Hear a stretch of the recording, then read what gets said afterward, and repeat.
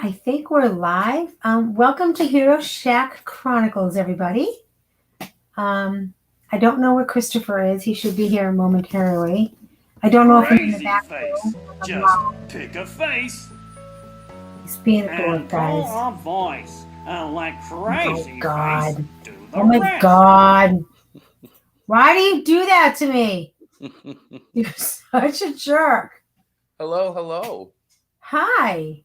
How But are you? why? Why would you do that? You left me stranded. It was fun. It wasn't fun. I was like, I think I love watching you start the show. Ha ha ha ha ha. You're very funny. I think it's marvelous. I love you too. So how you doing? I'm doing wonderful. How are you? All right. I have snacks tonight. I'm just warning you. Well, when don't you have snacks? I've been very good. Oh, okay.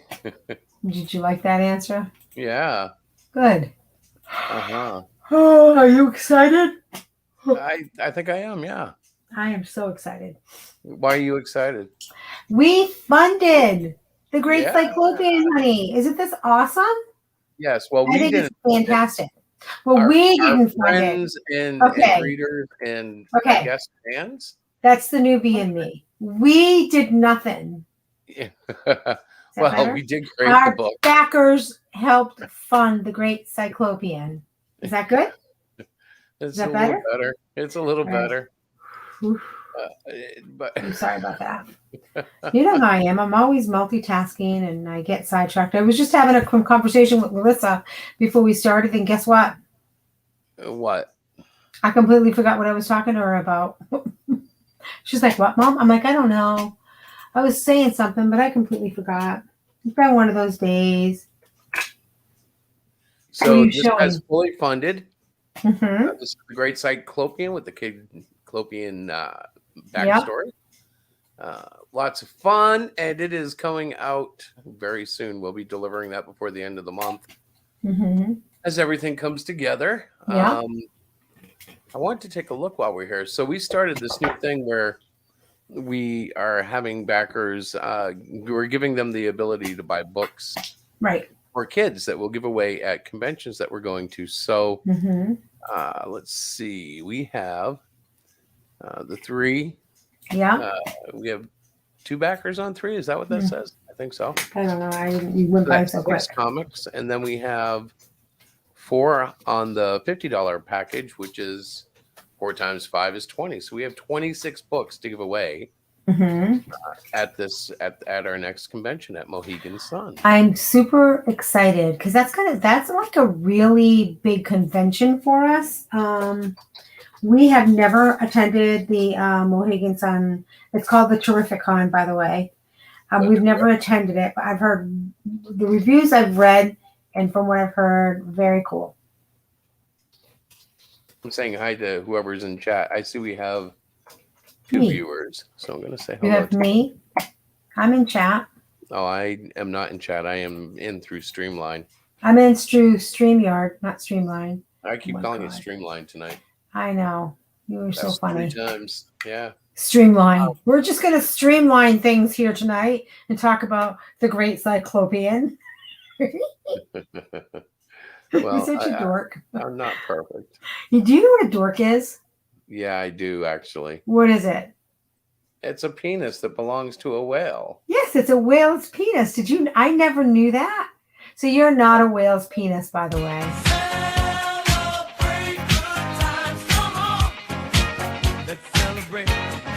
Hello, Jazz Crab. We're celebrating. We're excited. I'm celebrating that I'm not a whale penis. We're celebrating that we have amazing backers out there who just took a chance and backed the Great Cyclopian. And I do not think that you will be disappointed. And if you are disappointed, we will make it even better because what do you call it? What you say, because you're going to be held accountable. Because the Great Cyclopian 2 is going to be the best ever. Well, I'll go with that. I like that. That's very inspirational. Thank you. It's not at all any pressure on me. I like giving you pressure. Yeah, I know you do. So do you know what this is by chance? Yes, I do. What do you think that is? That is the pages that I've done so far for the Great Cyclopean 2. Hello, Cross Comics. Hello, Rick. Hello, Jazz Crab. Good Welcome, evening, welcome. Rick. It's very So do you know nice what you're to see you looking guys. at? Let's see if I asked you what this page here was. This one right here. Not that one. Sorry. Mike, that's a rough sketch. It would be hard. How about one of those ones that you've colored in? Oh, yes, I know who that is. Yeah. Yeah. She's coming. She is coming. I like the outfit. I haven't seen this one yet. No, that's in her legs look good progress. too. You did a good job on the legs. I'm trying to work harder on legs because I'm not a leg guy, so I have to really focus on the legs. But like, yay! So, this is the last completed page, but it's also the third to last page in the book. Okay. So that's how far I am in finishing Cyclopean 2. Right. We Literally know you've been working hard. left. And after this, it's you're going to. I've already started Cluster Fudge 2. You have. Yeah, of course. Yeah. I've started Cyclopean 3 as well. That was what that first page was that you called a rough sketch. Yeah, I like. That's actually the first page of Cyclopean 3. I hadn't seen it. So, guys, this is an illustration of how I actually work. I have actually 3 comics technically going on right now. But I keep them straight in my head. I keep them down on paper. I have notes. It just confuses the rest of us. That's okay. Well, I like to surprise Miss Diana. Yes. When she says, "Oh, I haven't seen that," and I pull out like 5 pages. Boom. Oh, you know. And you know what's so funny? Like you called me Miss Diana. All my students, all my clients call me Miss Diana. It's the funniest thing. Miss Diana, I want to use the iPad. That's all I heard today. I'm like, nope, it's not available. Sorry, bud. Got to do your work. I know that's what I do. Those are my conversations at work. I'm a little limited in that way. So what are we showing us? Oh, so the 21st century comic book quickie. Cyclopean 2. Honey. What? Whatever happened to the 21st century comic book quickie spoof? It was on your screen. I wanted to. It was on the screen? Yeah, when you were showing everything, you opened up like a whole. You opened up a hole. Right there, up in the left-hand corner. Go up top row. Yeah, there. This? Yes. I think it's still available on Amazon. I'm not sure. That was so funny. Now, that was something in regards to Comicsgate, correct? This was actually my first attempt at spoofing the characters of War Campaign. War Campaign. That's right. You were going crazy with that whole thing. Yeah, well, it was because I didn't know what was going on, and once I figured it all out, I realized it didn't really matter. So, well, you worked really hard on that book, and I happened to see it. I'm like, oh, that's interesting. He's showing the War Campaign. In the middle of me trying to show stuff, you go with that. I know. Well, I mean, you open up your whole page. Now you saw that sash. Now you saw that sash. I love that clip. You're such a jerk. I can't believe you're such a jerk. I'm a married man. Thank you. You are. No. Good evening, Rick. Jazz Crab. No, we want him. We want him off the roll. He's so bad. I can show you guys some pages, but I'm going to take the lettering off for issue 2. Oh, hi, Tiny. Oh, the windows are open. We had a big thunderstorm. Finally cooled down. Instead of 95, I think it's 69 now. Hey, it looks like Chris is just a floating head. Oh, there's his hand. Yeah, look. I intentionally didn't turn on the green screen because I noticed this and I thought it looked cool for a change. Like I always have something in the background, but I was like, let's do something different tonight. Boom. So that is page 1 of Cyclopean 2. And we can just kind of flick around a little, right, honey? You tell me if I show too much. Is somebody wanting him to be gone? Yeah. Yeah. Or is somebody not behaving? So this page is kind of funny. It's gross. Well, okay, so in this page, I guess this is body gore. I had no idea what body gore was till my daughter freaked out. Now, initially, I had drawn it. Let me see if I still have that in layers. I drew it, and my son said it was terrible. So this is what it initially looked like. And I thought he meant the art was terrible. So I went back to the drawing board and redid the art to this. And I thought this was the bomb. I was like, oh, look, this is so much cooler, right? Well, my daughter freaked out because it was too gory. So I've switched it to this, which she approved of, which was basically taking most of the red out of it and turning it into pink, pulpy, flesh-like stuff when the bee goes in. I've seen worse in regular comics, I think. I think so too. So I was like, it's not that bad, but I'm taking the advice of the people around me. And so I softened the bee entry into the woman's head. It's now a little gentler, a little kinder. It's still gross if you ask me. Like, that's gross. I'm sorry. You have a bee coming out of her eyeball, for crying out loud. It was totally What's wrong with you? Honey, it was what totally is wrong necessary. with you? It was. Because we had to turn her into her character. So I'll jump to a page. So this is her upon waking up. Mm-hmm. You see? I had to have, yes, she had to go through that. I see that. Yeah. Okay. Here she is, kind of like the bees are taking off her clothes and leaving her in her sports bra and underwear because she prefers it that way. And they are actually... It's Tinkerbell! It's evil Tinkerbell! Very close to that in a sense. So the cool thing about this is her wings actually aren't strong enough to support her flight, but the bees come underneath her and create such force that it lifts her off the ground. She does use the wings for communication, however. She's a bad guy, right? Well, she's a girl. She's a girl. She can't be a bad guy. Yes, she's going to be a bad girl. She may in fact be a villain. Okay. Yeah, I like it too.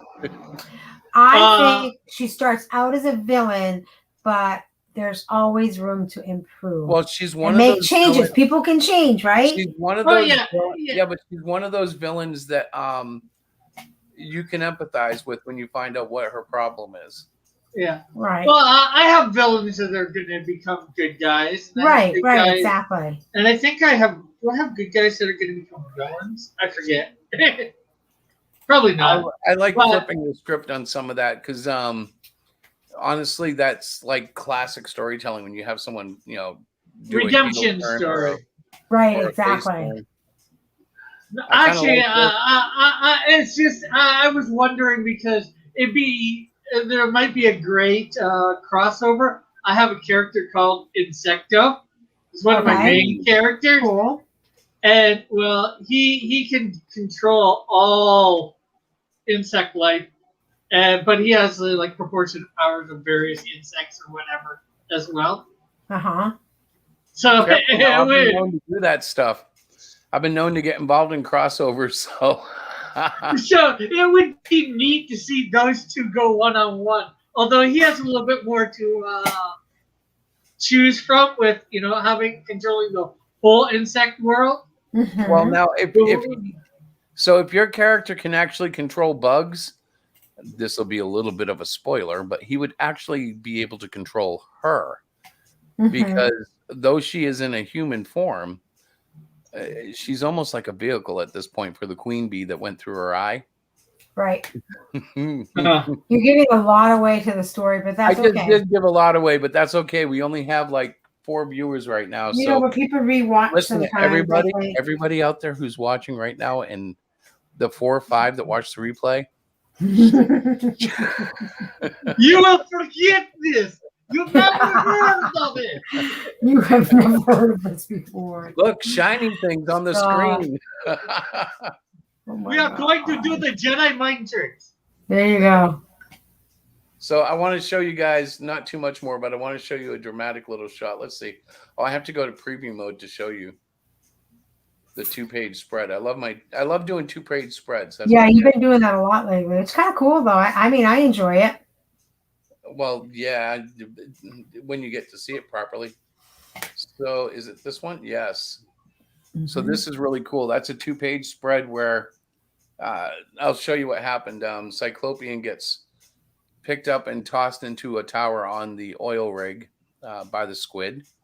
If you didn't realize he was fighting a squid. And here he is getting up and realizing that the squid is actually coming after him. Now on the right, you see 2 characters. One is known as Forevertron, and he's kind of watching Cyclopian from afar. And the other one is Captain Aura, who is watching and trying to coach him via text device on his wrist. Mm-hmm. But Cyclopian is not paying any attention to it in the heat of battle. By the way, Terry, I see you in chat. Welcome aboard, bro. Hi, Terry. I think I saw him. Yes, I did see him. Chris. I think I saw him. Oh. Your tricks are useless. How true, how true. Actually, you see my character in Sector. I showed you, I think it was last week, me dressed up as him. Yes, we did see him. Remember, honey? What? He cosplayed as him. Who? Rick cosplayed as Insectoid. Yes, he did. Insecto, not Insectoid. I was going to say, it's not a sectoid. It's a sectoid. Oh my gosh, Christopher. What am I going to do? I'm pretty good at this. No, I'm kidding. Hang on. I'm trying to turn off my notifications because I'm sick of seeing them pop up. I was going to say, do you know your notifications are like popping up crazily on the screen? Yeah, I see that, but I don't know how to shut them off per se. Well, everybody's seeing you try and do it too live. There we go. I did it. Oh, Chris, what are we going to do with you? Hey, did everybody catch the gold bling I put on him to celebrate the successful funding of the crowdfunder? I did. Yeah. Yeah, I noticed the gold necklace. Yeah. And that I actually airbrushed that and painted that in Procreate. So it's not like it wasn't done in a vector-based program. I actually painted those chain links. Hello, Lorenzo, by the way. Howdy. Hey, Lorenzo. Hey. Hey. Hey. Oh, did you hear? Bill Cosby was released from prison. I did hear that. That's dramatic. On some sort of technicality. Yes. I don't know what to say about that. Apparently, he had made a deal with the original prosecutor, and then it was ignored by the secondary or something. Yeah. I mean, I have mixed feelings about that. I mean, if they're willing to let like a poor person go on that sort of thing too, you know what I'm saying? If they're, prosecutors really shouldn't be like, I thought it was good. Like he finally went to prison. On the other hand, prosecutors shouldn't be like, telling people something and then all of a sudden someone goes back on their word. This is just like a real extreme case of it, though. It's crazy. Because it's he served 3 years. Christopher? Yes, Time out for a second. Time out just for a second. Yes. I just want you to say hi to Jess and John. They're in the Facebook. Hi to Jess and John. How are you guys? Yeah. Listen, we successfully funded Cyclopian 1. Yes, we have. Yeah. And when does it close out? Close it out tonight, or is it already closed out? It's already closed out this morning, yeah. Yeah, because Chris started it at 9 a.m. in the morning. I'm like, why? So we learned a little something here. So Cyclopian 2 is right on the feed of this, and we're going to include a package with Cyclopian 1 in it. However, yeah, this is a more pleasant discussion than Bill Cosby. Yeah. No. You can go back to that. I'm going to launch it. Listen, I'm going to launch it next time at like 9:30 at night so we can really do the show building up to the very last moment. Yeah, do a launch party for it. Did you go on Tank Ferret's show? Party. What's that? Were you on Tank Ferret's show? We were supposed to be last night, and Tank had to cancel, I believe. No. Yeah. No, Tank didn't cancel. He moved it up to 11:30 p.m. But our then time. he did cancel. I think he posted that the show had to be canceled. He canceled all. Yeah, he's doing it tonight now. He said he changed it to tonight. Okay, because we're going to reschedule with him though. We're going to reschedule with him. I thought your campaign's ending. Yeah, you know, when you're doing Cyclopian 2 or Cluster Punch 2, you know, maybe you know, a month in advance or a couple weeks before launching, you know, start contacting everybody to get on their shows. Well, has your campaign ended? What's that? Has your campaign ended? Yeah, Yes. but Cyclopian 2, I could technically start tonight, I think. Oh, okay. So that was really strange. I don't know what happened. I ended up seeing him on a different show last night. So they just started arguing about stuff. I mean, he didn't really argue, but a lot of people. There was some political discussion. It was kind of. Ladies and gentlemen, the Mighty Geek Studios is here. I said, I'm so weird. I'm sorry, I didn't mean to. You're so weird, Chris. Oh the Mighty Geek Studios. Hi, Terry. I apologize for him all the time. Yeah, she does even when I'm not there. She just walks around. I'm sorry for my husband. Guys, can I make one public statement that I'm going to be quiet? I am having snacks tonight. So and I've already warned Chris. I need to have my snacks. I have a little. Oh my God! I thought you said you were having sex tonight. That's what I thought she said too. You were going to warn Chris about it. What? I am. Like, what? I heard snacks.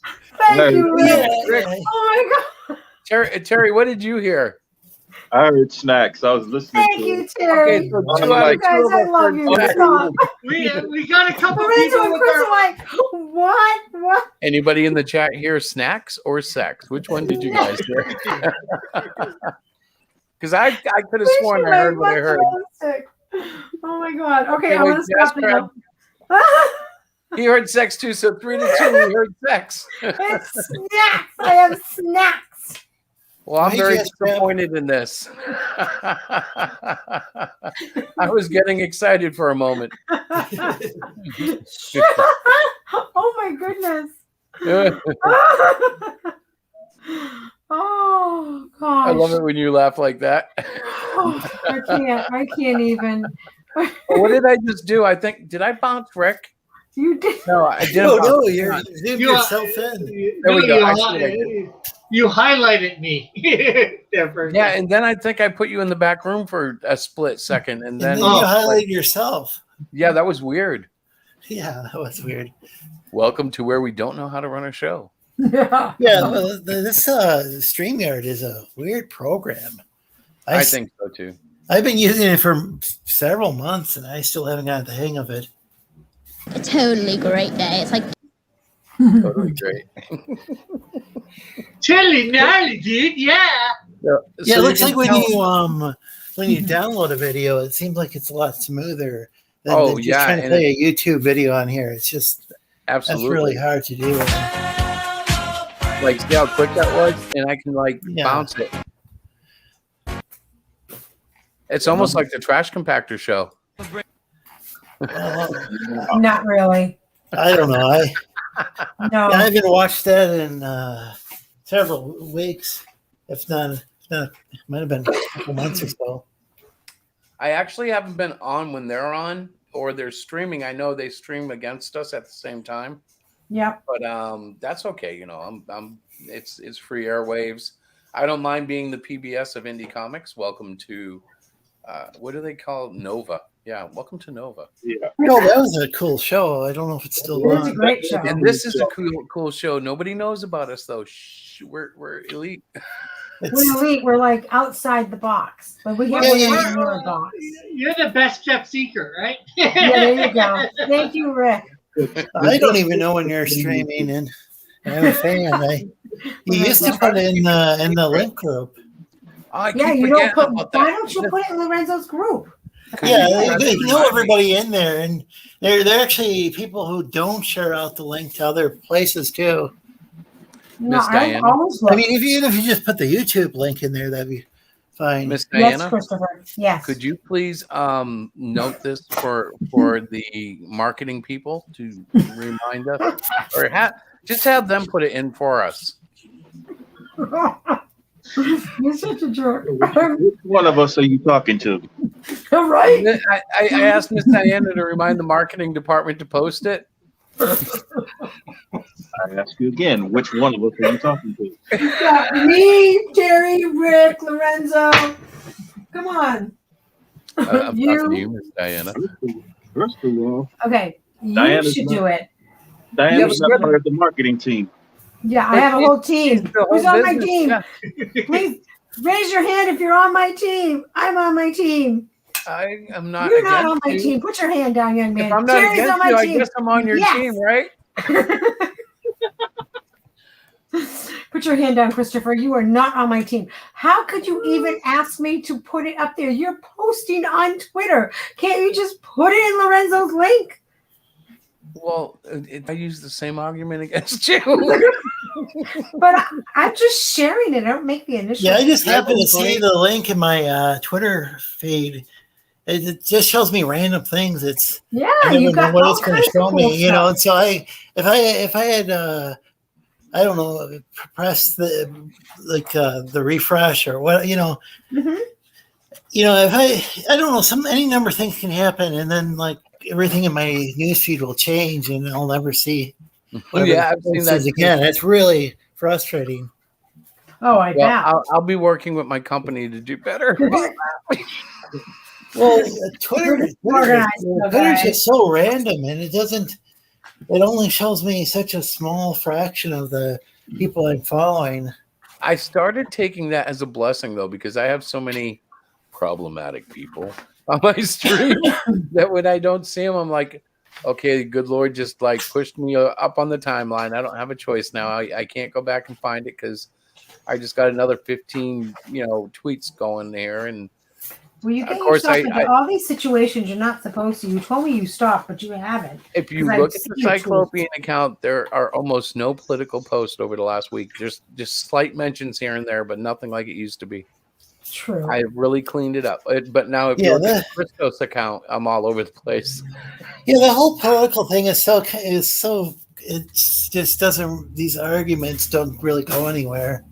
No, I they noticed that today. I mean, like, I was just trying to point out that well, this person should be smeared as a Russian asset, and then somebody's like, well, this person was wrong about such and such thing, therefore they must work for Russia, and it's like, well, that's not, it's like interesting that if he was wrong about this stuff, but it still doesn't mean he's being paid by Vladimir Putin. Maybe it just means that he didn't research if this is true, it means that he maybe didn't research an article all that well, before writing it. So it's just weird. So watching Diana tries to look like she's paying attention to us, yet she's typing something. I'm going to shut my camera off. I'm trying to do business work. It's the only time I sit at my computer. So it's awesome, really, guys. We've got our LLC started. Yes. And Cyclopian, of course, the Great Cyclopian #1 is funded. Mm-hmm. #2, I literally have 2 pages to finish, which that's nothing in Chris time. So that's going to be, I don't want to start that one until we start mailing the books of the first one. Yeah, you need to give me a little bit of a break. Well, no, it's not so much that. I want to also give the backers a break. I don't want to hit them, okay, you just finished getting Cyclopian 1 over the finish line. No, here comes 2. Like, it's going to come anyways, but I don't think people are quite used to our pace. Are you doing it on Kickstarter, Indiegogo, what? That is going to be determined by management. There's a very good possibility it could be Indiegogo, though. Mm-hmm. Okay. So management.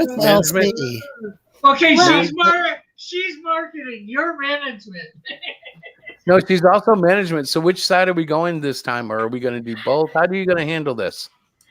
I was actually going to speak with you and find out, did you want to go Indiegogo? Do you want to keep, I kind of feel like we need to establish one or the other. Like, we've been doing Kickstarter.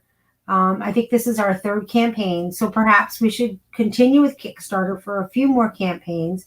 But then again, when I think about that, we did, I think Cluster Fudge was on Indiegogo because I ran that campaign.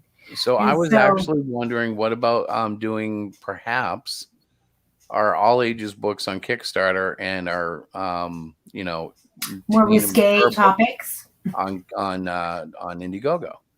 We could do that. So right after Cyclopean 2 goes out and gets fulfilled, which we're talking probably the middle of August, we can start doing the Cluster Fudge 2 campaign.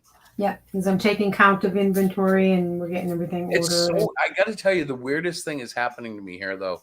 Wow.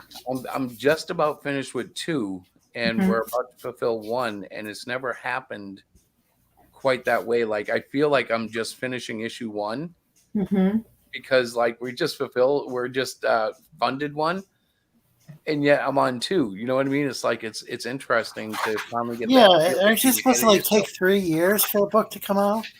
Isn't that how the pros do it?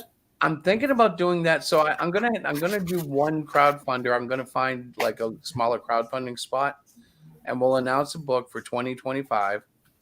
And I'll come up with a title, and we can start funding on it. And then I'll just kind of do it like a week before it's due, and then we can send it out. Why? Why would anybody do that? That's an awful business model. That's why I joked about it. Oh, I thought that was a serious one because I know some people no, it's like a horrible business model because these guys' books are well. The funny thing is, I understand. I agree with you that it's a terrible business model, but I have conceded that the guys who can do it, everybody would love their gig. I would love to have, 1.3 million invested in Cyclopean 1. And be a year late and have everybody who backed it pretty much happy, like you get. What happens is they're kind of like the exception to the rule because they put the book on Indiegogo, and it's, as long as people keep backing it, I think they'll allow people to keep it in demand, indefinitely. If I remember right. When I see my Indiegogo thing, you'd have to have nobody do any sort of funding in like 6 months. Yeah. So there's really no incentive for these guys to ever actually deliver on the book. Yeah, honey, so we should do all in demand for years and just do keep all making more and more money. We should do all campaigns on Indiegogo in demand. Why? Because we can extend it for years and years. Well, it's kind of like having them on Amazon or Kindle or any we other. do that. No, it's not, because you don't have to deliver necessarily on. That's true. You don't Yes, you do. Yes, you do have to deliver. We get the order from Indiegogo. We have to mail the book out. Honey, I love you. But these guys never actually. You're missing the sarcasm in our pro. You don't have to deliver. You guys, I'm busy trying to do business stuff. I told you I was busy. We're playing with you here. Obviously, you want to deliver a book, but the joke is that oftentimes an indie publisher may not deliver a book for years. Well, that's not us. Yeah. If they're like one of Ethan's friends, they can get away. I got to tell you though, I really I've grown to reappreciate EBS from afar. I don't watch him and I don't listen to anything he says, but damn if the guy doesn't know how to make money. Like there's something about him. Maybe it's a curse, but he always seems to be able to launch these projects and just boom, make money. Mm-hmm. Yeah, well, it's because first of all, he's so well known, and he's had it. He worked for DC and Marvel for years. Wasn't blacklisted. He's got fame through that, so it's easy. And now that he's been on YouTube for 4 or 5 years, he's gained some fame through that. Well, isn't that where people know him from? I've heard people who are like comic book fans like their entire lives, and they don't, or I don't know. I think they were comic book fans their entire lives, but I know they say that they never heard of Ethan Van Sciver till they became part of Comicsgate, and then all of a sudden, I was a Marvel guy, right? But I think I left comics per se as a reader before Ethan worked for Marvel. So his time on DC and in the Indies when he did Cyberfrog the first time, I was nowhere on You in mean his radar. wait. Ethan Van Sciver, the guy that you've talked about, the guy that Yeah. takes a while to back his books, that guy? Yeah. Yeah. That's what we've been talking about. He worked for Marvel. He did some Marvel stuff. Briefly.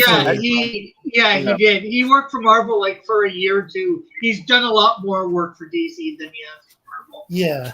But he's worked for the big name. Oh, Yeah, that's how he's able to get away with the crazy sense. stuff he gets away Yeah, with. that's why he can do what he can do. Yeah. Oh. Yeah, Yeah, he's also got a lot of charisma too. So Yeah, he's a really good liked him. salesman. Yeah, he worked for Marvel. He worked for DC for like 20, 25 years. Yeah. And he had a lot to do with Rebirth stuff for Flash Rebirth, Green Lantern Rebirth. He invented all the spectrum, well, all except for the green spectrum, like yellow and all that. He did a lot of things. He invented Jessica Cruz, that Green Lantern. So he gets a lot of royalties from DC too. Yeah. He invented a bunch of characters nobody cares about, like Dust and. Does anybody even talk about her? I mean, but he did. It is interesting that he did invent a number of like female and minority characters. Mm-hmm. That I mean, they're kind of seems like they're kind of underutilized or whatever. But They are. Yeah. But so it's Jessica Cruz. She's one of the more well-known ones. Yeah. So to be honest, like I'm so little DC that I don't know who you guys are talking about. I don't know who Jessica Cruz is. Yeah, myself. I've heard about her sort of, but I don't know her per se. I'm still like, what do you mean Hal Gordon isn't the only Green Lantern? Yeah. Oh, come on. I'm sure you know at least about Guy Gardner. Yeah, which one was he? Everyone hates. I know there was a redhead and a black guy. Those two. He's the redhead, Guy Gardner. Who's the guy who opened up his refrigerator and found? Oh, that was Kyle. And of course, there's also the original Green Lantern, which is Alan Scott, which came before Al. Right. I actually opened up my refrigerator as I was asking that question. Do you know about the story, Chris? Wasn't that where they had a head in the fridge or something? No, something like that. There was like the guy had his girlfriend and had a girlfriend, and he goes and he looks in his fridge, and all of a sudden he finds his girlfriend's body in there. And then Gail Simone went and wrote some essay about putting women in refrigerators and made it sound like that. She used that like as a metaphor as how women were supposedly treated in comic books. At least that's my understanding of her essay.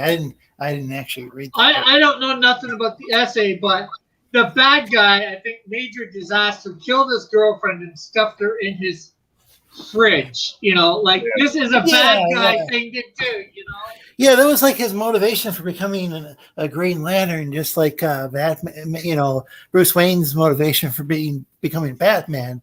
But when it happened to Gail Simone, who Ethan Van Sciver worked with, she became a writer because she was hired as a writer after writing some essay that, using this as an example of sexism in comic books. Mm-hmm. Women are always being refrigerated, so to speak, or something like that. Well, not in my reality. I live in Massachusetts, and women are usually given the upper hand and the power of position of power. And I got to tell you, it doesn't bother me because most of them are competent and don't, abuse it. It's kind of a silly argument. The only time male and female ever becomes an issue in leadership is when they make an issue of it. Like whether you're talking Trump or that lady that's gonna from the soccer team that's gonna be part of the Victoria's Secrets campaign, or like when they make their gender an issue, that's when they kind of lose some power with me, because it's like, you don't have to tell me what you are. what you have to tell me is, what you're going to do and why I have to listen to you, So if it's a leader on TV, I want to hear a good plan. If it's an entertainer, I just want to hear the story. I don't. I think her claim was that women were only being used in comic books to advance the plot of male characters or something like that. Well, of course they were. That was the audience. And in many ways, I think it still is. I would love to see a true demographic breakdown. I'm sure women are much more than they used to be, but God, like they're looking at G.I. Joe going, where's the representation? And I'm like, well, where were the girls? Like they had girls in it, but for the most part, girls weren't targeted. But it was a different era. It was a different culture back then. That's true too. That's so as a woman, I look at that and I'm like, all right, ladies, just take a deep breath, because back then that was not even a consideration. We have moved forward from the woman point of view, and you have all these feminists and these people that are out there like women are power and women need to be equal and women need to be this, but we are all equal, by the way, in case you did not know that. Some of us may not be as strong as men. There are some burly girls out there that might be as strong as weaker men. I don't know, but I'm like, what is the big deal? I don't get it. Sorry, I had to just. As the only talking female on this show, I had to put some 2 cents in there. There was a time period where I believe Storm was in the 1980s. I believe she was the leader of the X-Men, or was it the 90s? The 90s. She was the head. I mean, so there were some notable exceptions, and extremely. The comics we read had powerful female characters that kind of rose up, like Storm or Heather from Alpha Flight when she ended up taking over the team. Yeah. For me, one of the stronger characters was Spider-Woman. I actually collected a lot of her books. Where are all these characters? I never, Storm's still around, but I don't hear about Heather or Spider-Woman or Alpha Flight seems to have kind of taken like the road of abandoned teams. That's a shame. They pretty much I was gonna say, Wonder Woman's been, like a very powerful one, for a long time. All the, they've changed on and off with her, of course, because they've messed her up over time. Batgirl, although tokenized, but still, she's always been, I think, thought of pretty highly in the DC universe, or Supergirl. At least Batwoman isn't tokenized, right? I think she is now on the TV show. Yeah. Well, did I say Batwoman or Batgirl? You said Batgirl. I was kind of running to Batwoman like as in sarcasm, like, yeah, at least they learned their lesson. She's not token at all. Well, actually, Batwoman was token originally. Yes, she was. Because when they introduced the Comics Code Authority, they've made up all these female characters so that Batman and Robin wouldn't appear homosexual. Yeah. Can you imagine? So you have a foster father or even an adoptive father, however that works, and his son, and they had to make female characters because people were afraid that Robin and Batman were diddling each other in the mansion. Oh, so it was Batwoman, not Batgirl that they. Okay. There was an original Batgirl too. There was a different Batgirl at that time. Because I must tell you, I had the biggest crush on Batgirl on the TV show. However, oh yeah, same here. Purple. Everybody did. Yvonne Craig was very good. Actually. Yeah. I think sadly enough, she passed away. No, last time I knew, she's still alive. She'll always be alive in our hearts, gentlemen. So I thought maybe her character was introduced. That was funny. To make for Batman, but it was a Batwoman, not Batgirl. Yeah. Well, there's two different characters. Yeah. Yeah, there was a Batgirl with the original Batwoman whenever. I've actually drawn them on my stream a long time ago. Oh, it says but Barbara Gordon Batgirl was introduced through the TV series, and they changed Batgirl into her in. Oh. Yeah. So Yeah, the one on TV was the must best be. ever. I must be conflating these different. Hi, Goran. So Goran's Yvonne here? Craig 20 minutes ago. Oh, That's too bad. Oh, you're right. Sorry, She guys. did. She did die. 2015. Yeah. Oh wow, I didn't realize that.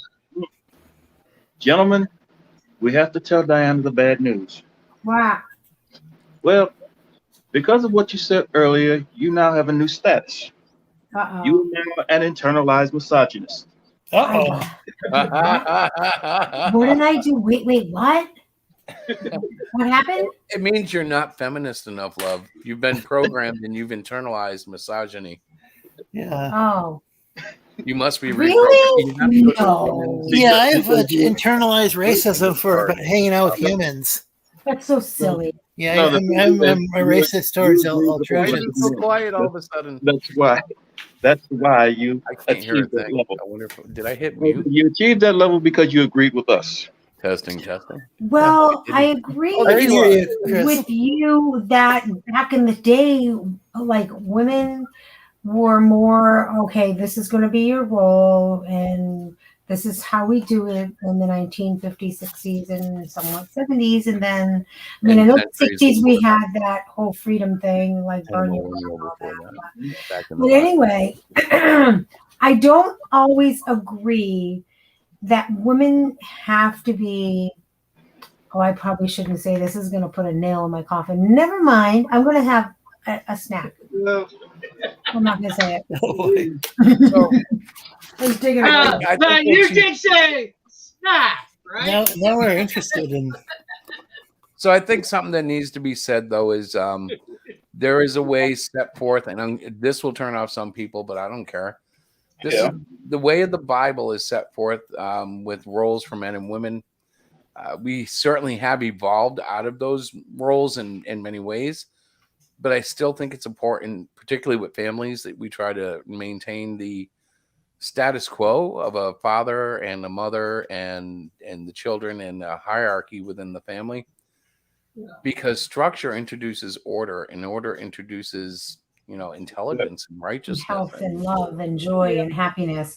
I grew up in a very I grew up with both my parents. I was Italian Catholic. I mean, that's just my upbringing. So my mom had part-time jobs when us kids got older, but when we were younger, my mom was home. Like my mom, her job was to take care of us kids and take care of my dad. And, cooking, cleaning, laundry, all that stuff, running the household. But my mother was always filled with such joy. She absolutely loved what she was doing.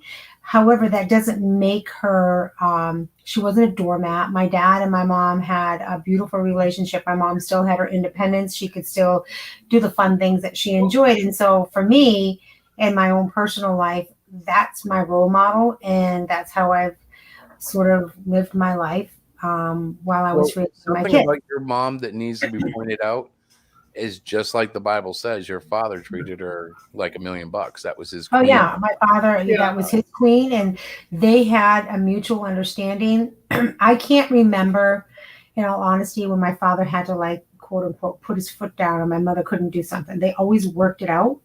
But my mother never asked for things that usually means her mother would win. But he taught me the lesson that a happy wife is happy life. Yes, my mother was a very, she's very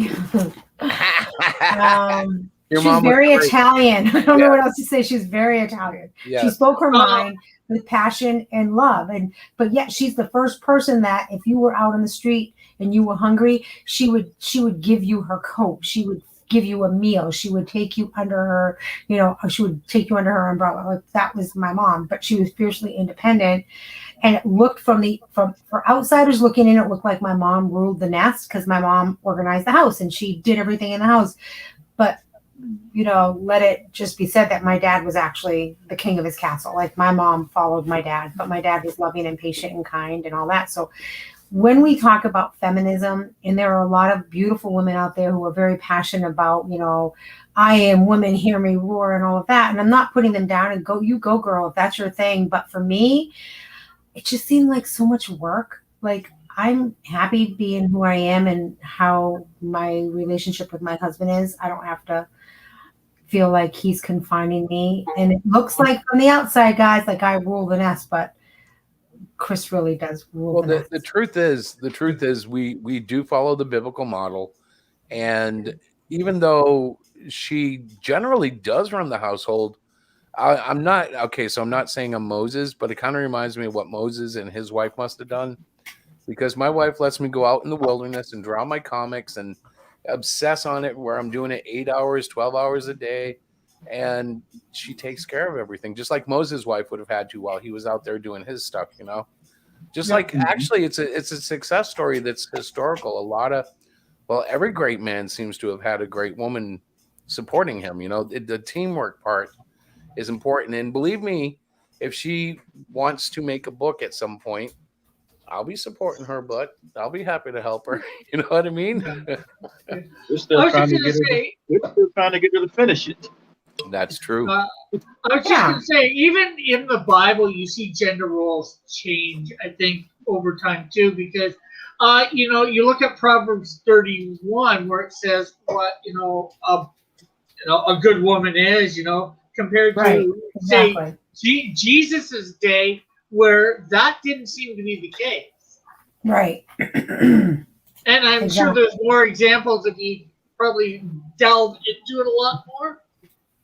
Those are just something off the top of my head, So, gender's roles change, but how we're supposed to even changed in the New Testament, depending on which book you're looking at. Like, I think in the Acts of the Apostles, there are a lot of women, and were there like deaconesses accompanying Paul?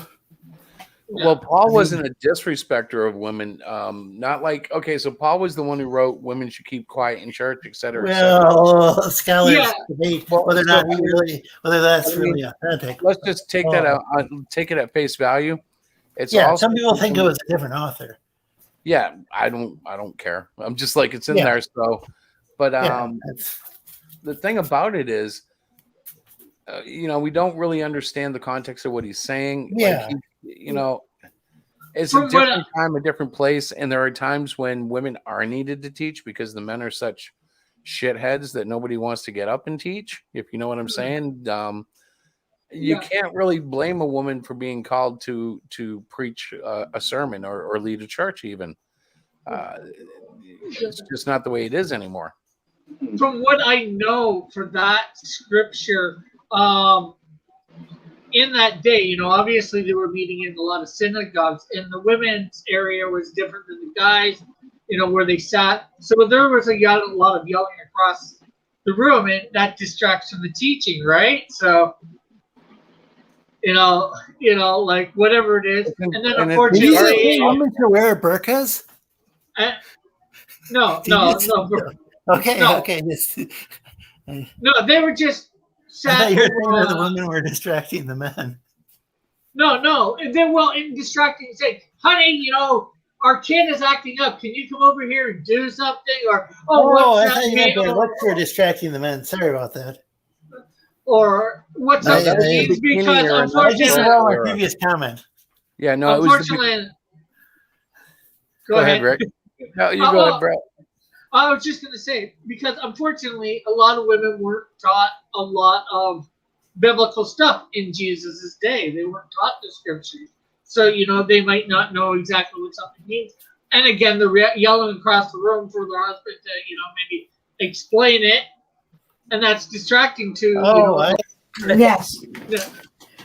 No, that's what I've heard. I'm not sure how true that is, but that's what I've heard. Different people come up with different ideas, but think about it, guys. Think about in the day when Jesus was actually walking the earth, what the culture was like back then.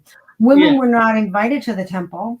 Remember, Christianity, like, this is his day, his time. Like, so when women started going to church, they didn't really know how to behave. They were talking about, whatever they talked about in their day, and I don't think they knew that they weren't supposed to speak up. I don't know. Okay, I have to speak up and tell you what I heard, okay? Please do. So I heard there were these chicks that want to take over everything. And so they started trying to take over government, and they got kicked out, so they went after the church. and they told Paul, shut up. He was a misogynist. And Paul said, women. It sounds like a comic book. They might be. I might be making it up. Yeah, you think so? I think so. So nobody really knows. There you go. Bottom line. It doesn't really matter to me. Absolutely. Well, what matters, though, is that we're mature enough in the spirit not to tackle that as a literal meaning. Otherwise, if that's taken at face value, then we need to be like protesting Joyce Myers and going down to the local church here that has a female pastor, and we just need to go picket until she quits. And no, see, that's not my way. I wouldn't do that regardless. Right. Yeah.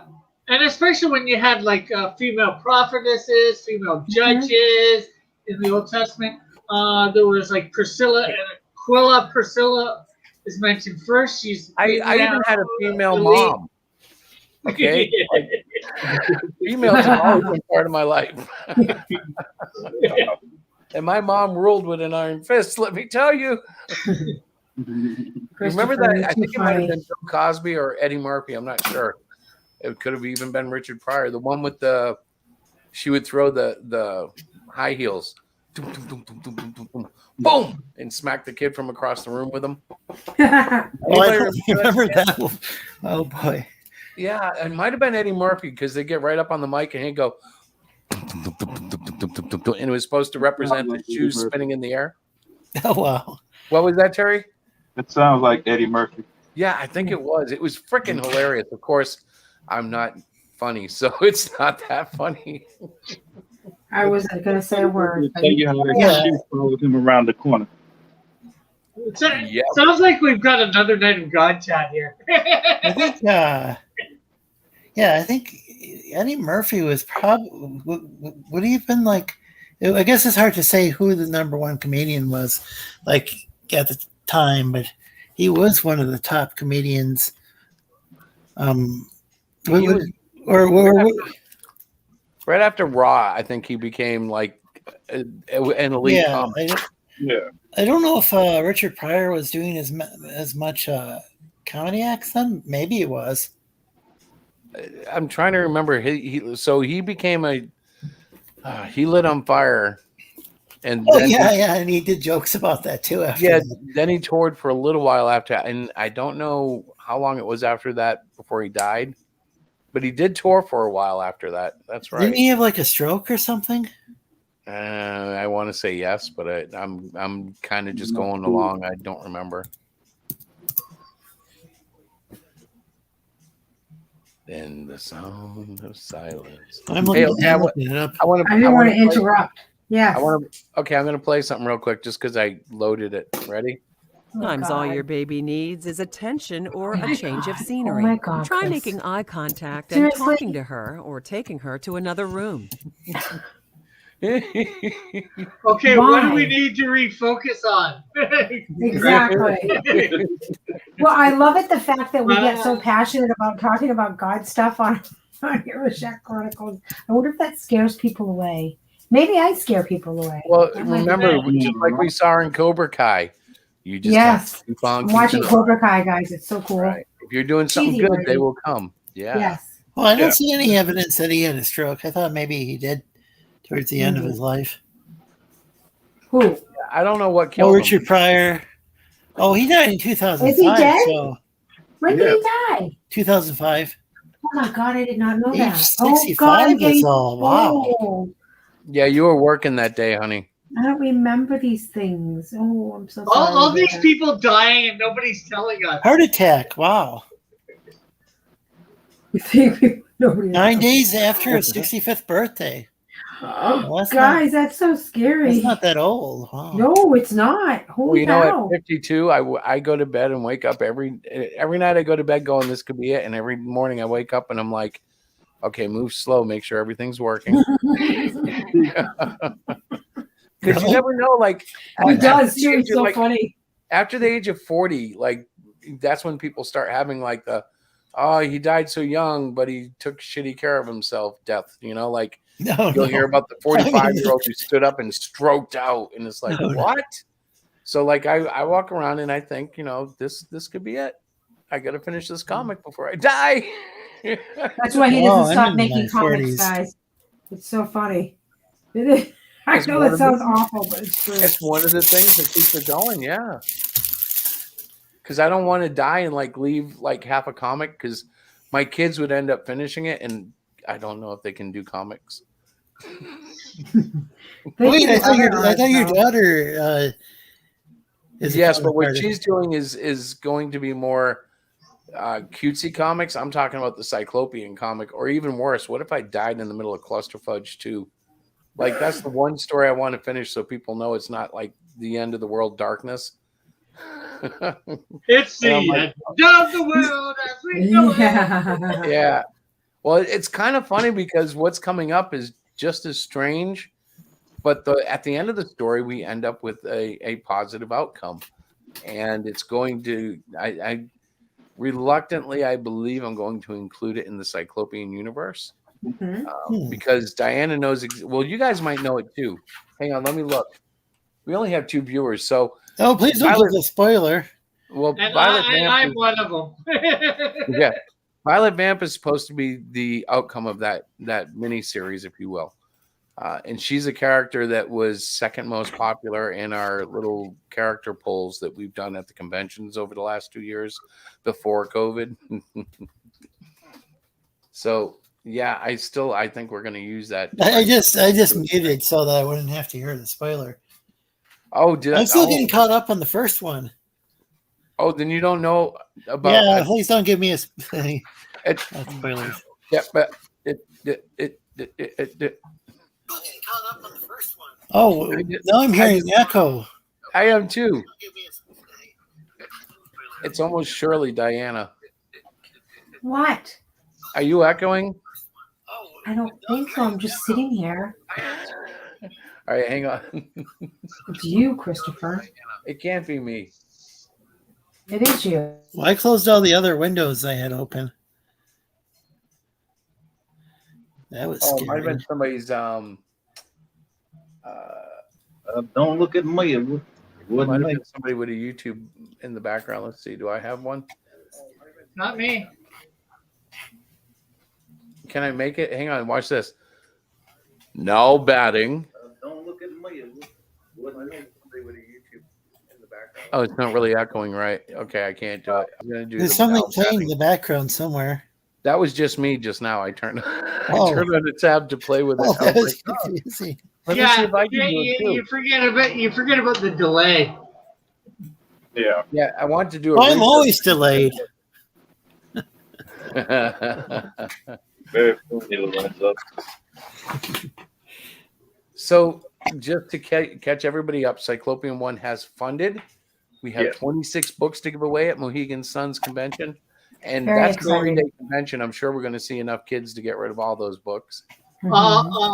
Question: Are you ordering? Are you overprinting or what? Or No, we're gonna. Well, we always order a little extra, but we do it in a on-demand situation. Our print runs, so we can order 20 or 40 or 4,000 and get the same rate. Right. When we start getting much larger orders, then we'll start doing quantity runs. Yeah. But Right. at this That would point, be- we don't get any benefit by doing like a 500 run. yeah. Oh well, I wasn't thinking 500 by overprinting. I'm not sure what your orders So- are, but I was thinking more like 20 or 30 extra. We will definitely be ordering extras. The giveaways will be given away, as we said on our Kickstarter. But I will have another batch of books that we will be selling. And right now, we're trying to determine the numbers. I'm looking at some of the stats from the past Terrificons, but it's been like we have this whole thing called this COVID year that really messes everything up because I don't know how many people are going to be coming out to this. Well, here's what's worse. Mm-hmm. It's either going to be feast or famine. Right. Either nobody shows up and you don't sell a thing, or Right. everybody shows up because they're all trying to get out and you sell out of everything. Exactly. Yeah. Exactly. Well, the other thing I was going to suggest too is, another reason to order a little extra if you do it when you go to the Cyclopean 2. That way you can offer number 1 as well, and have extras on hand. That way you don't have to reprint them then. That way have them to go out with the next campaign. Exactly. What if you show up and everybody there is Dr. Fauci, and they're all wearing like 3 masks, and it's all just Dr. Fauci again and again and again, multiple clones. I have a fig leaf for that. So I would strip down to a fig leaf with the traditional G strap in the back, and I will go introduce myself to each and every Dr. Fauci. And if that doesn't scare them out of the con, then nothing will. Yeah, is the plural of Fauci just Fauci? I don't know. Could it be Fauci? Fauci, there you go. You're right. It probably is Fauci. Yeah. I haven't even Like attended the con, plural, Chris. I think. You scared me away. Oh no. Yeah, it would be horrible. If I was ever to dress in a fig leaf and try to walk around, I would probably be shot for mental terrorism. They would be like, you are scarring people's minds. Boom. My wife doesn't mind. I can walk around in some clothes. Fig leaf around the house, but I can walk around in like shorts and no shirt, and it's kind of there cool. you go. Yeah. That's what I want. Oh my God, Chris, you're crazy. You're a So nut. you've already told us I'm having sex tonight, and now you're telling me you want me to walk around with no shirt? No, stop it. That's terrible. 3 out of 5 people heard you say it. Too much information. Thank you very much. Oh my gosh. Well, it's like a TV show. We just did a callback. Yeah, that's great. So I'm tired but excited. Yeah. And I gotta tell I bet you are excited. Yeah. Oh my gosh, you guys. I gotta tell you, my clock is all messed up. Like last night, I went. I bet your clock's messed up. Yeah, and then I woke up at 3, and like, that was it. Like I haven't even been tired. Like I haven't even laid down to go to sleep. I feel like a little bit of a drag, but my clock has been messed up in the course of the last, like, I don't know, 3 weeks. It sounds like it's gone cuckoo. Yeah, it's crazy, and I'm waiting for the collapse. Like, usually it hits Thursday night, so I might be due one for Thursday night. I don't know. Right. I hope not, because I don't want to miss Lorenzo's show at 8 8 o'clock. p.m. Eastern. Yeah. Thursday or tomorrow. We got to plug it, right? On the Lorenzo C-Stack channel. That's right. But I'm hoping I don't just crash. You won't. But like yesterday, I took the day off. Yeah. And I thought it would help me reset my clock, and it hasn't done anything. You're so funny. It's weird. Yeah, well, I hope I don't do what I did last week and fall asleep and not wake up till like 8 o'clock and miss doing my show over on what's the name of it? Odyssey. Wow. I did that last week. That's crazy. Although tomorrow's Canada Day, so Oh yeah. celebration. What is how's that work? Was that like independence from Britain or? So when we became a nation, basically, almost the same thing as Independence Day. When you became like a Commonwealth nation, or? Yeah, something like that. Well, when we became our own nation. Yeah. Because the Commonwealth countries have something quite interesting, where you still got some sort of partnership with the UK, but you're basically self-governing. I mean, the Queen's a figurehead. Yeah. Well, isn't she technically the head of state? But in reality, and like how day-to-day operations, it's really the Prime Minister. Well, that's what there's a guy named the Governor General who could act on her behalf, nullifying any certain laws that come up.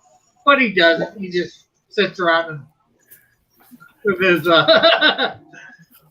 What does he do?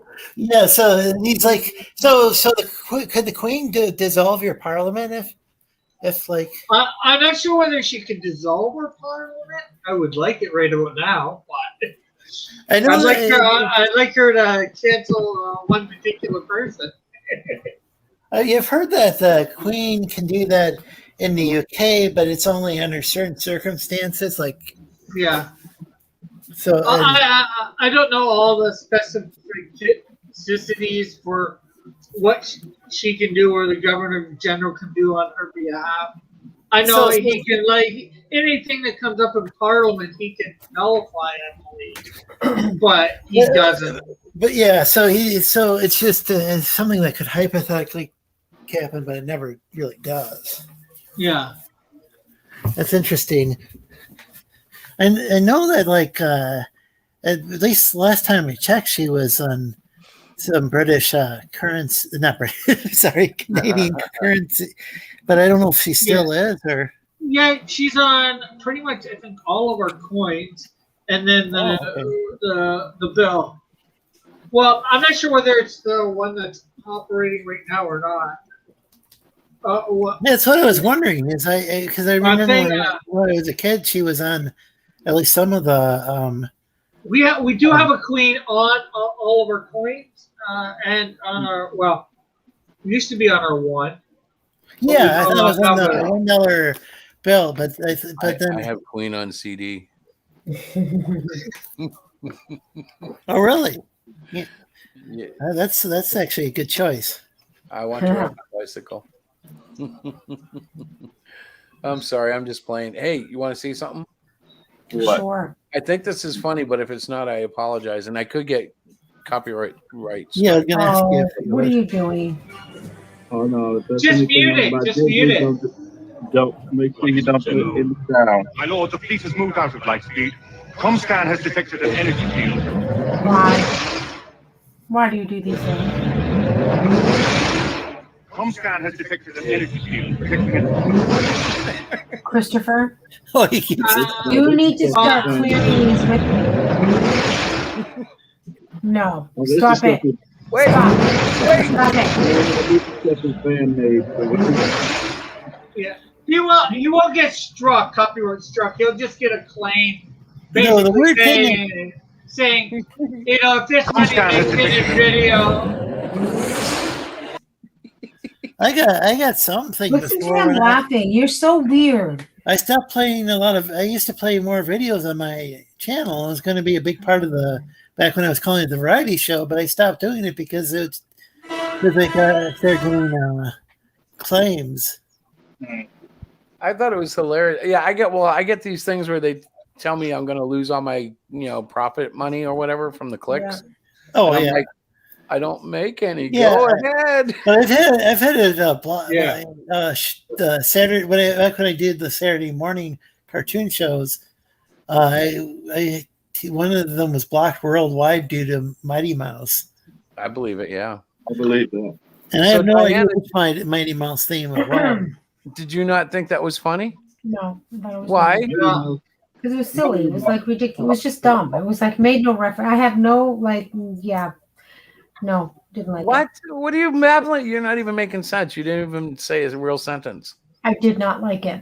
There. Period. Exclamation. That's a real sentence. Who's that other guy? I mean, I know he's was one of Vader's. I mean, I knew he. You mean the officer there? Yeah. I don't remember. Is that the one that Vader started choking in that one scene? I don't think so, but it could have been. Diana. What? Was that the guy that got choked? Who? What? Say that again? Vader's officer. Yeah, was that the officer that got choked? Why are you asking me? I don't even watch the news. I have no idea. Maybe. What made the news? I guess it probably did make the news in the. I don't know. I'm sorry. In the Star Wars I need universe. to focus. I'm focusing right now. Maybe that was part of the extended universe that Disney got rid of. It could have been. He probably had a news report about it. I want to know what happened to Dash Randar. Which one was that? Was that Dash Randar? I think that's the guy from Shadows of the Empire, N64. Oh. Wow. Yeah, they had so many extended universe products that couldn't someone just probably spend their entire life trying to track all the stuff down, all the different books and games and. Oh, they could get lost in the lore. I mean, like, Disney can go. Same thing with this new Star Trek stuff. I mean, people, there's just so much old Star Trek stuff.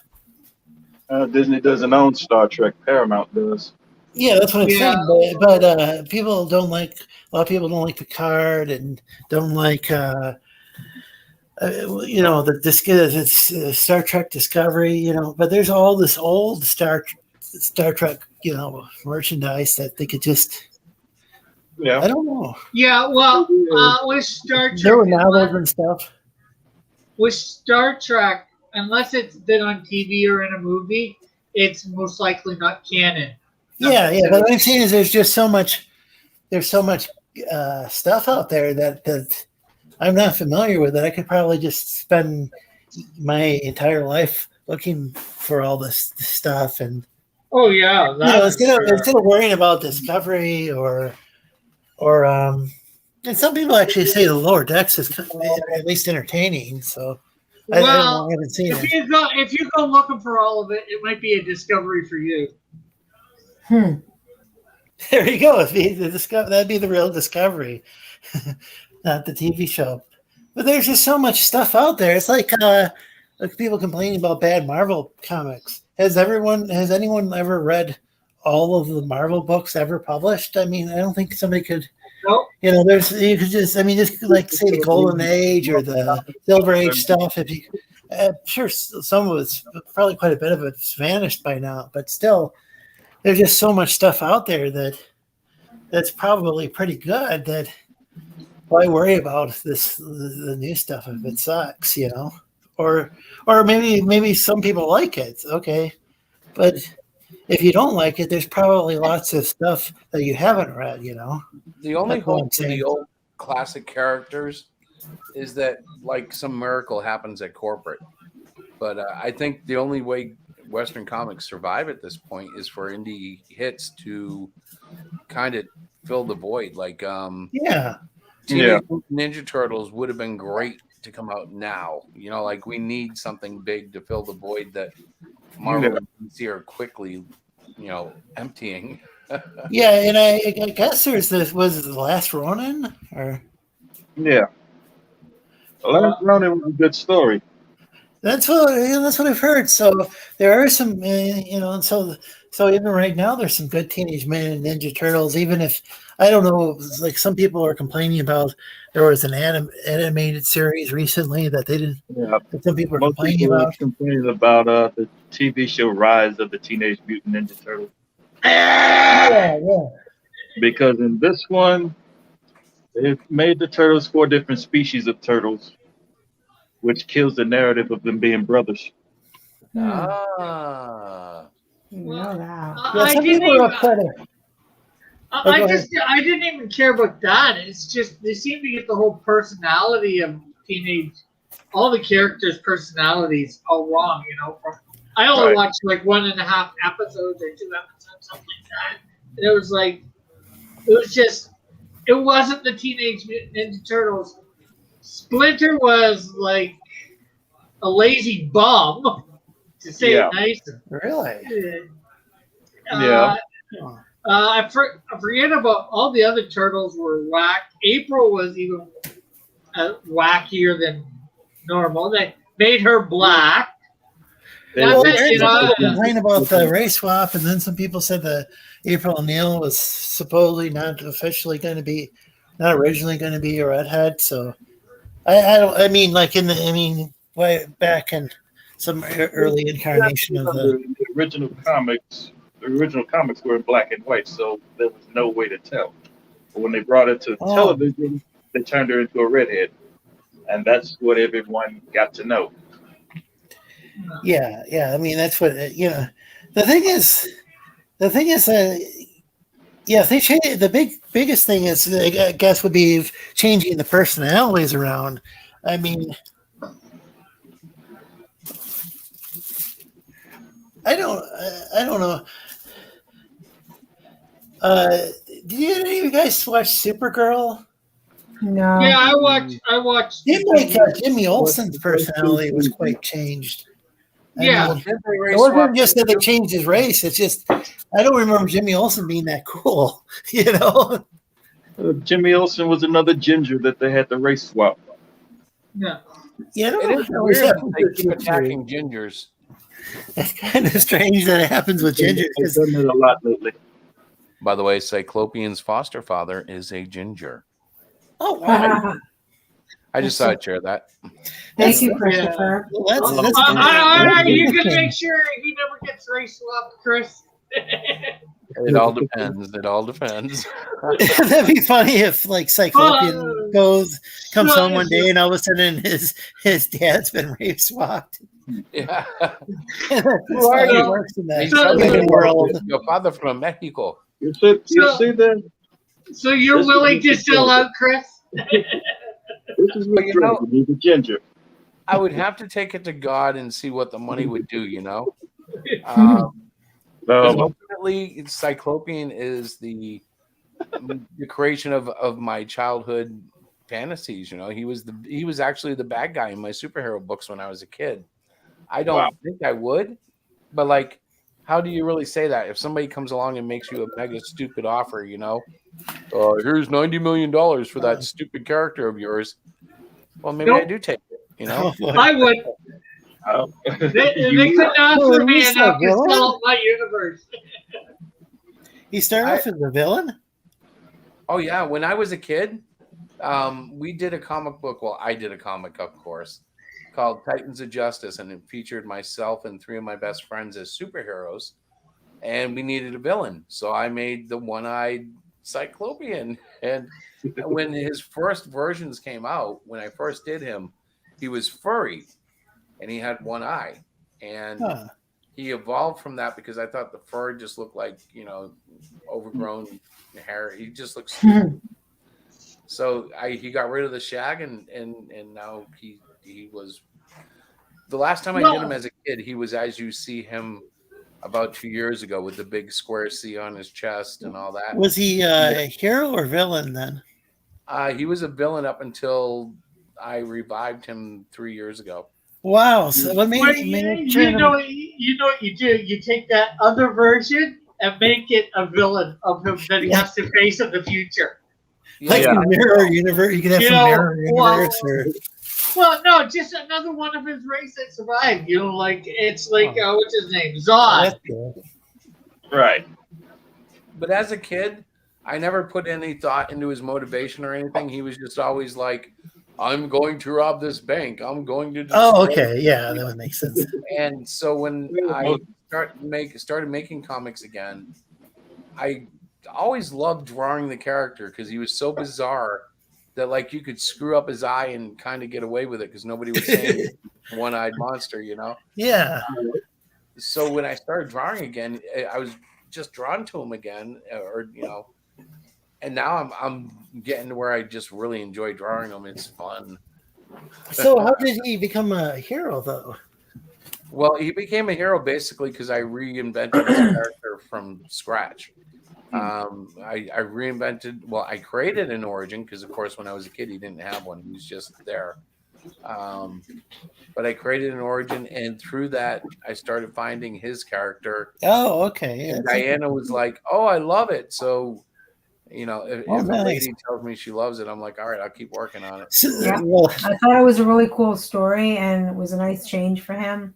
No, because so he was just some stereotypical villain. Didn't really have any motivation or anything. He was just you just needed some character to serve the role as a bad guy. Exactly. Yeah. You're a little kid. What we were drawing a comic at that point. He could have been the typical, you know, mad scientist with the mask on with the fin on the top, going, "Hey, I've got a laser pointed at Metropolis, and I will melt it down if you don't send me $1 million." That's how Lex Luthor started out. So what do you expect?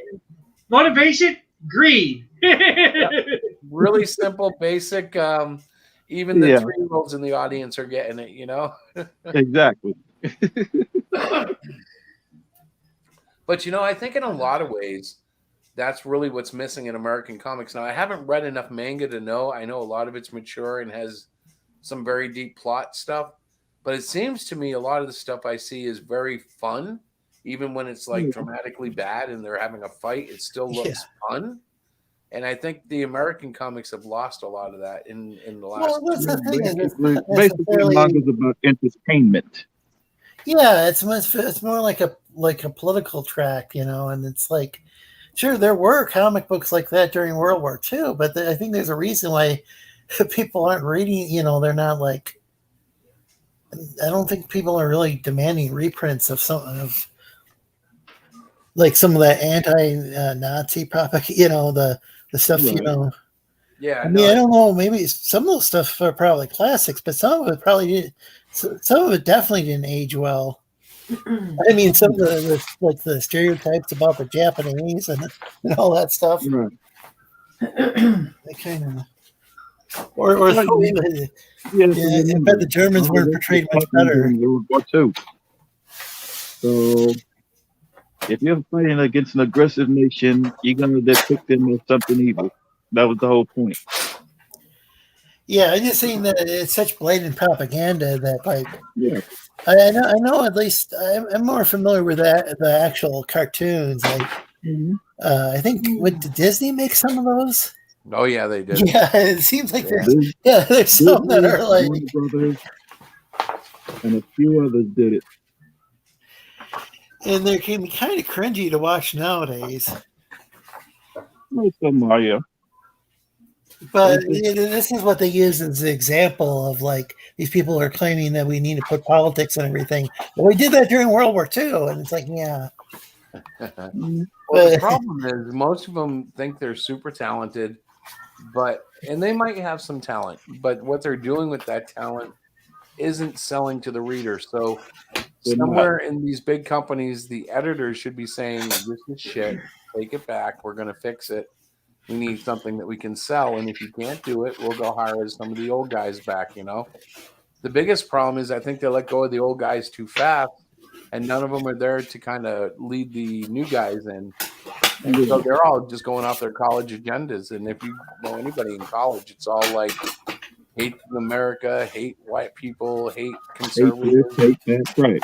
Yep. Well, unfortunately, they're being hired because of the agenda, because, they think somehow the woke stuff is going to sell. Yet, if you look at their numbers, it says it's not selling.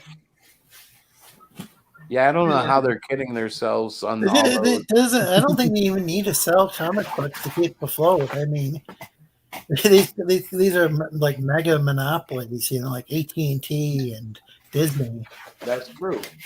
Do you remember what happened to those auto companies when they made a bunch of mistakes? I mean, they just got bailed out. So I don't think these companies are like too big to fail. Because if they do fail, they'll just get bailed out. Yeah, well, and so I don't think they won't go broke is even a real deal. Well, that's for smaller companies. If you can convince the government to give you a bailout, yeah, you're right. Go woke, go broke is really a thing. Can you convince? Yeah. We know all these Fandom Menace people. I want to be very careful. I don't want to insult any Fandom Menace people in the audience. But some of these Fandom Menace, big name Fandom Menace YouTubers that were complaining, and they're not even necessarily calling themselves Fandom Menace anymore. Did the name get too tainted or something? Well, I don't know. Like the people who were maybe the people who could have tainted it are the ones not calling themselves that anymore. So I don't know. That's really weird. But they were the ones who would go out and they'd always rush out to watch a movie. They'd be the first one in the theater watching some movie that they, like that this Miss Marvel thing. This is gonna be horrible, and so they like end up getting tickets on opening night. Yeah, it's weird how that works. I hate these actors. I hate this company. But I'm going to get a ticket on review night and make sure I watch it and tell everybody how much I hate it. And I think one of the guys, I think Jeremy from Geeks and Gamers, I think he actually enjoyed The Last Jedi when he first watched it, because I saw a clip where, who knows, it could have been taken out of context, but it seemed like he really enjoyed the movie. Was that and the I very thought- last one that just came out? The No, Last Jedi? No, that was the one that the Rise of Skywalker was the last one. I didn't. The only one I saw was The Last Jedi, because people talked about it nonstop. And it was on Netflix, and so I saw it. I would have watched Rogue One, but I didn't know as much about it. So I. Rogue One is awesome. That's what I had heard, but nobody complained about it, so I didn't watch it. It's simply, if people complain about something, people are going to go and check it out to see what people are complaining about. Yeah, I finally saw Han Solo the other day. Huh? Solo, the movie. Oh, Solo? Yeah, I finally saw it. What was that? Did you like it? I don't think so, because I fell asleep twice. And I had to go back and watch it again. It was okay. I think my expectations were probably too high for it. I think what happened was they fired the directors and then they brought in Ron Howard, and it would have been. I'm curious what the difference was in the movie before Ron Howard and after. Well, admittedly, what killed it for me was there was no Harrison Ford. Like, I couldn't feel, the character of Han Solo in the new guy. Yeah, it didn't ring true to I me. wondered what that would be like, with just totally different actors. I actually thought that Star Trek, I know totally different from Star Wars, but I thought they hired some decent actors for those movies. But the Kelvin, I didn't like the Kelvin timeline. Yeah. The thing is with Solo is they didn't market it correctly, because if they had marketed it as a prequel to Han Solo's early life, then you would have been all right with Harrison Ford not being in it. Right. But they didn't do that. Nope. Well, everybody, I had heard it was supposed to be before, or I'm not sure whether I heard or I figured that it was supposed to be before, like A New Hope. So, just like Rogue One, in between number 3 and number 2, or in between 3 and 4. Yeah. How did they market it, Terry? But the thing is, they didn't advertise it like that. Oh, really? Like I said, they didn't advertise it that way. Because I didn't see the ads. I guess I didn't see the ads. Most of the films like you saw on YouTube were about how art was stolen for posters and stuff like that. Huh. That was so funny. Yeah. The question is, what could have they done to make it seem more Han Solo-ish? That's not marketing. Wait. Was the marketing was that they stole ripped off the art from some other artist? Is that what you said? Yeah. I thought that was like people complaining about Disney. I didn't think that was Disney. Yeah, they were, but they've got people to go see what else they messed up. That's about it. That's weird. If that was part of their strategy, that's really bizarre. But I think they need to spend some Muko bucks on a good 3D replicator for video. And then they need to create the perfect model for Han Solo back in the first 3 movies. And while he's still alive, get him to do the voiceover and just put this 3D model in live video like they do in anything. But with these advances, it should look even more lifelike. So maybe they can fool us this time. Like they did with Luke Skywalker, and didn't they do something like that in The Mandalorian, and they de-aged him? Yeah, they did. And they did Leia too, but I don't like they need to do better. Yeah, but the Leia one was a real short scene, but the Skywalker one in The Mandalorian was a little longer. So it's good that they're experimenting, but that'll be the next thing. Classic stars, they'll have like James Dean and Arnold Schwarzenegger teaming up with the latest, teen stars. And yeah, what did they bring back Michael Jackson as a hologram?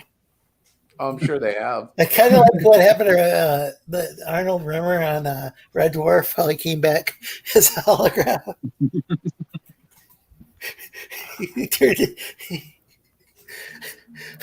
they actually did that with him. I don't know if that really was Michael. Like, I don't know how they did that. But that is pretty wild that they. Hey guys, we gotta wrap it up because I'm starting to fall asleep on y'all. Of course he is. I'm sorry. It's the cool Well, hours. it's 10 p.m. You guys are so funny. Chris, he goes to bed super early. Like he's sleeping by 9 o'clock. Seriously. It's Well, like that's pretty impressive that it went this long. But yeah, so I guess I want to say thank you to everybody for backing the book. Absolutely. Keep your eyes open for them being delivered and watched for Cyclopian 2, which is that's just about done. Yeah, I'm looking forward to those metal cards. Yeah. But I'm gonna have to clean up my apartment before I get the book out of the package because it's just I don't have any room for anything now. Organization. Yeah, I need to organize my comic books because I've got so many of them. Some of the early ones I backed I'm not really interested in anymore, like the Red Rooster that finally arrived. I don't kind of lost interest by now. There's your mission, Lorenzo. You get all these amazing comic book coming in. And the new ones are. Because early on I didn't really know what I'd be interested in comic books, and some of it was like there were just there'd be a Comicsgate book, and I'd back it to support the movement. And now I don't really care if it's called Comicsgate or if it's called Anti-Comicsgate or just called Indie or whatever. Just as long as you backed on 4 factors. The first one's gut. The second one is have they funded. Yeah. Third one is like, do I think that the guy is, honestly going to fulfill? Yeah. And I forget. The fourth one is history. They got to have good history, or else I understand I go in with a risk. But if they have a flunked campaign, it automatically makes me look harder. Not necessarily disqualifies them, but you got to look and go, well, why did it fail? Was it just no exposure, or you know what I mean? It just adds a little more doubt in an already. One guy had like 20 different tiers, and it's like, I wonder if that's why he failed. Yeah, it's like, and I think Testify was the one pointing it out, and I don't know about all the other things that Testify says about this guy, but it's like. 20 different. I think it was like 20 different tiers, and it's like, that's just gonna confuse the backer because it was just to add like little individual things that that's why it's good to have that there's that add-on feature because then you can makes things tidier. Oh yeah. That was good I like to have that you had those add-on features and that it wasn't just a tier for every little thing. Mm-hmm. Yeah, we did end up backing more stuff that way too. I mean, I did end up backing the metal cards this time. Right. Yeah, it was awesome. great. It worked out really well for us. And the next time we do a Kickstarter, we'll take advantage of that further. Like, I didn't have to set up tiers for 3 or 5 books for kids. I could have just done one small explanation and let them add as many books as they want. You know what I mean? And I think Indiegogo has the add-on feature now as well. They didn't. Yeah, Indiegogo had the add-on feature, as far as I know, before Kickstarter. Oh, okay. Well, it's cool to have that. By the way, tune into the Sleestackians tomorrow at 8 p.m. Eastern. There you go. Pacific. Thank you for saying that. I was about to fall asleep again. And I'll try to be there for sure. I don't know if Diana will. I may pop in. Rick, when's your next show? Tomorrow night, 7 p.m. on Odyssey. Oh, so if we catch you at 7 on Odyssey, then we can jump over and see Lorenzo at 8. Yeah, man, it was really fun. Not just streaming with you, Chris, and Diana, but also streaming again with Rick and Terry. They're founding members of the Sleestackians. Nice. Yeah. Love it. Well, they've been talented artists as well. Absolutely. My cat There is we up go. here. Well, I think both Terry and Rex, do you both draw things by hand? I mean, Yeah. traditionally? Yeah. Well, I draw by hand for sure. Yeah, Terry does as well. By There hand, was are a you like a pencil ninja on comic paper? he was working on. Yeah.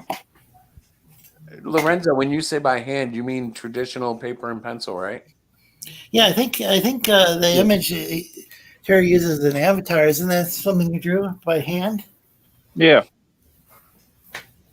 Well, you keep saying that, but you understand if you draw in a digital Yeah, tablet, it's drawn by hand, right? yeah. I'm sorry. No, it's fine. I'm It's like, so funny. Chris is like, well, Traditional, I should say. how well, else do you draw? in my family, I have to always defend my artwork because Oh my yeah, it's family by is hand. computer biased, and they go, "Well, you're doing it on an iPad. It does it for you." And I'm like, "Really?" Oh, they think that. Well, Yeah, you're people think using if that. you You're do- You're using going to the get a lot of word. people who say that.